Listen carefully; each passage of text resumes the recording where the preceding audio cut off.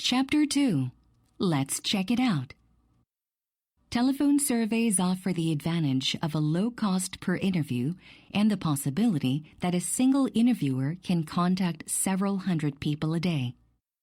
Telephone surveys have been aided by computerized phone systems that speed up the contact process.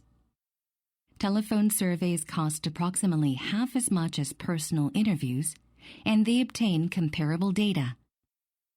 As you probably know from your own experience, however, it is difficult to reach some people by telephone because modern technology makes it easy for them to avoid unwanted callers.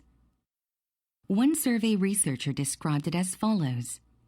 The majority of American households now have answering machines, caller ID, or both, and substantial numbers of households use them to screen out unwanted calls. Many survey professionals report anecdotally that telephone response rates have sharply decreased over the last decade. Exercise 1. Before the invention of printing, we had a different technology for communicating ideas and information. It was called talking. It evolved over millions of years, and there is a lot more happening than just the words passing from brain to brain. There is modulation, tone, emphasis, passion, and the listener is not just listening. She is watching. Subconsciously, she notes the widening of the speaker's eyes, the movement of the hands, the swaying of the body, the responses of other listeners. It all registers and makes a difference to the way the receiving brain categorizes and prioritizes the incoming information. By increasing the motivation to understand, the speaker's lasting effect on the intellectual world of the listener may be far greater than the same words in print. Exercise 2. When we're gathering ingredients for a recipe, we should try using frozen, canned, or dried foods. They may be less expensive than fresh foods, yet are equally nutritious.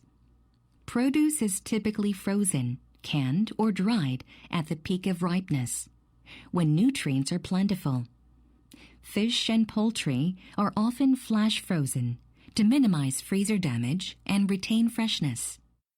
With frozen foods, we can use only the amount we need, reseal the package, and return it to the freezer. If it's properly stored, there's no waste.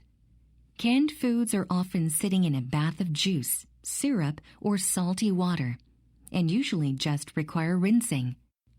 Dried fruits are concentrated in flavor and a great substitute for fresh fruit. Also, we can consider using powdered or evaporated versions of milk in soups or desserts. We can also buy the form that gives us the best price for our needs. Exercise 3. The long-term stability of the Egyptian agricultural system was maintained as long as there were only limited modifications to the natural flood regime. However, there were problems stemming from the fact that there could be major fluctuations from year to year in the flood level of the Nile, and from a tendency for there to be sustained periods of especially high or low floods. In the short term, the results for both Egyptian farming and society could be disastrous, and these fluctuations had a major influence on the course of Egyptian history, particularly under the pharaohs. Very high floods destroyed many settlements and the artificial works for containing water. Very low floods left some areas dry and lacking in silt.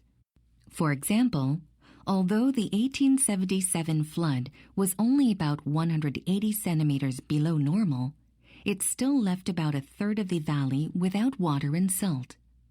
Either extreme reduced crop yields with severe social implications. Exercise 4. The impacts of tourism on the environment are evident to scientists, but not all residents attribute environmental damage to tourism. Residents commonly have positive views on the economic and some socio-cultural influences of tourism on quality of life, but their reactions to environmental impacts are mixed. Some residents feel tourism provides more parks and recreation areas, improves the quality of the roads and public facilities, and does not contribute to ecological decline. Many do not blame tourism for traffic problems, overcrowded outdoor recreation, or the disturbance of peace and tranquility of parks. Alternatively, some residents express concern that tourists overcrowd the local fishing, hunting, and other recreation areas, or may cause traffic and pedestrian congestion. Some studies suggest that variations in residents' feelings about tourism's relationship to environmental damage are related to the type of tourism, the extent to which residents feel the natural environment needs to be protected, and the distance residents live from the tourist attractions.